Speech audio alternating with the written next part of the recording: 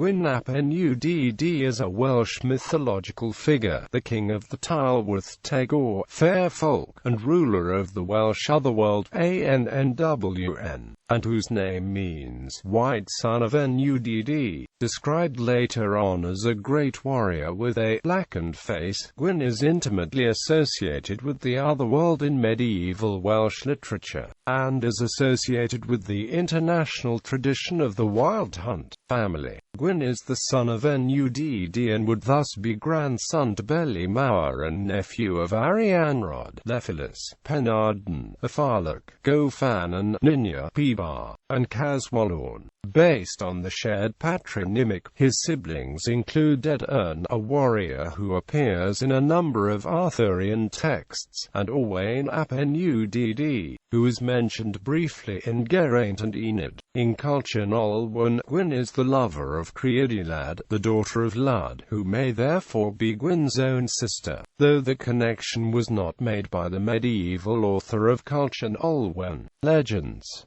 The abduction of Creidylad. Gwyn plays a prominent role in the early Arthurian tale culture Olwen, in which he abducts his sister Creidylad from her betrothed, Gwythyr ap Gridall. In retaliation, Gwythyr raised a great host against Gwyn, leading to a vicious battle between the two. Gwyn was victorious and, following the conflict, captured a number of Gwythyr's noblemen including Nuathon and his son Sildur. Gwyn would later murder Nuathon, and force Sildur to eat his father's heart. As a result of his torture at Gwyn's hands, Sildur went mad, earning the epithet Will. After the intervention of Arthur, Gwyn and Gwythyr agreed to fight for Creidylad every May Day until Judgment Day. The warrior who was victorious on this final day would at last take the maiden. This fight may be an example of a putative contest between summer and winter, as well as a variant of the putative Holly King myth proposed by Robert Graves. According to culture Olwen, Gwyn was placed over the brood of devils in Annwn, lest they should destroy the present race,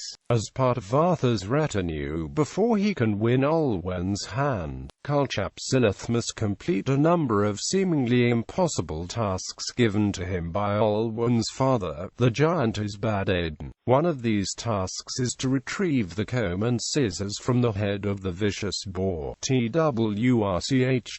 As it is impossible to hunt the boar without Gwyn's aid, he is called upon to join Arthur and his retinue against Twrch. During the hunt, he is mounted on Dwymer, the only horse that can carry him. Both Gwyn and Gwythyr set out with Arthur to retrieve the blood of Ordus, witch of the uplands of hell. Other exploits. Gwyn appears prominently in the medieval poem, The Dialogue of Gwyn ap Nudd and Gwydno Garan here, found in the Black Book of Carmarthen. In this narrative, Gwyn, returning from battle, chances upon Gwydno, king of Canta Argwarlod, and grants him his protection. Gwyn then relates his exploits on the battlefield and his role as a psychopomp, a mysterious figure who gathers the souls of fallen British warriors, such as Bran the Blessed, Myrig ap Carawn, Gwendilu ap Cador and Clashew ap Arthur. His skill in combat is extolled in this poem. He is described as the hope of armies and hero of hosts, and, when asked from which region he comes, he simply replies, "I come from battle and conflict."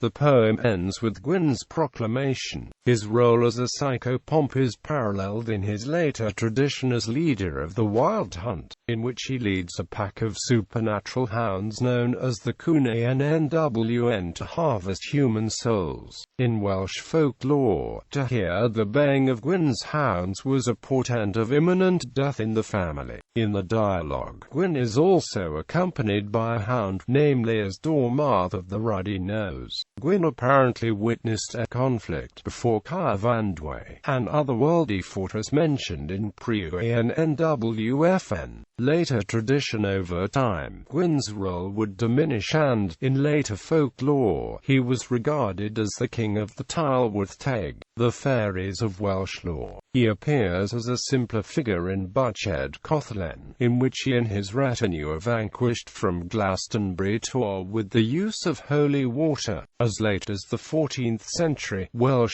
soothsayers would invoke Gwyn's name before entering woodlands, proclaiming, "To the King of Spirits, and to his Queen Gwyn ap Nudd, you who are yonder in the forest, for love of your maid permit us to enter your dwelling." The celebrated 14th century bard Dafydd ap Gwilym refers to Gwyn in a number of texts, suggesting that the character was widely known in Wales during the medieval period. In Wydylon, he describes the eponymous owl as the fowl of Gwyn ap Nudd, while in Ynwl, he is described as the trickster of men with his dark face, and as Tylwyth y Gwynt, the nation of the wind. Gwyn is again mentioned in Wypod Morn, in which the bard tells an unfortunate autobiographical account in which he and his horse were almost drowned in a lake, described as the fish lake of Gwyn ap Nudd, and the palace of the elves and the children. Gwyn is often associated with the wild hunt in a role akin to Woden Ahern the Hunter. Some traditions name Gwyn's chief huntsman as Ilo ap Hugh, who every Halloween may be found cheering Cwn Annwn over Cadair Idris.